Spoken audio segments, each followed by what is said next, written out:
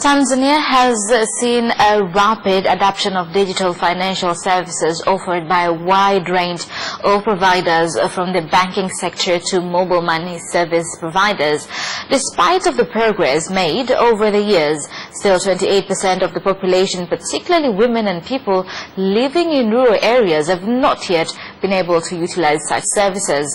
Speaking during the launch of FinScope Tanzania 2017, the governor of the Central Bank, Professor Beno Ndulu, said that the government is determined to improve access to financial services, while Sostenes Akera, FSDT Executive Director, said that some of the challenges preventing people in rural areas from accessing financial services include poverty and illiteracy. Our country has a purpose of trying to give money services to every Tanzanian where they are and at a cheaper cost, so that it can help them proceed with their lives. First, we have made a big progress since 1950s to 1961. We tried to reach them for about 16% of adults with the money service. But since 2009 to 2017, right now these services are in progress, and they have reached 65% of Tanzanians who are adults from 16 years and above. Tanzania had a target of achieving financial inclusion. FinScope Tanzania 2017 notes the progress that we have reached 65% of formal financial inclusion. We note that majority of our people use mobile solutions to use these financial services.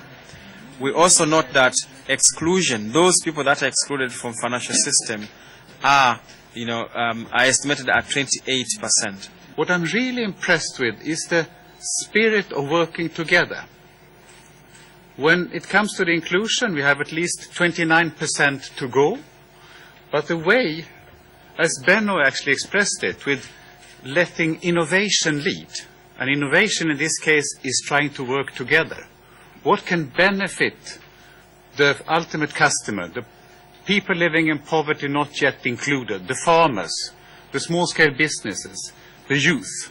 How can they get on board?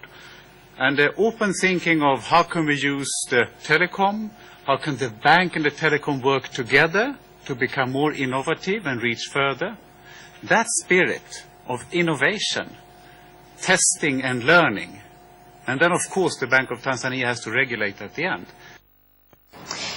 The Permanent Secretary from the Ministry of Information, Culture, Art and Sports, Professor Elisante Ole Gabriel, has said that Tanzania has no intention of undermining media freedom, but that it wants to put in place good foundations to oversee media industry in the country. The Permanent Secretary, Professor Elisante Ole Gabriel, said in Dar es Salaam during a meeting with media stakeholders, which aimed to get recommendations on how to improve on local content regulations for television and radio and social media, as the current ones have become outdated.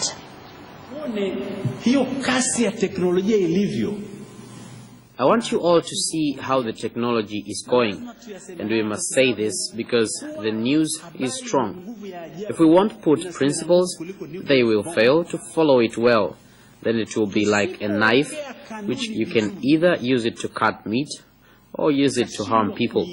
We want the ministry to set formats that the media people will use well for their own benefits as investors, but also for people to get the right information. I have assured our chairman that we are aiming at principles that will help the schedule. That's why we are here. If we had other intention, hurting people, we would lock ourselves and come up with principles that would have been used.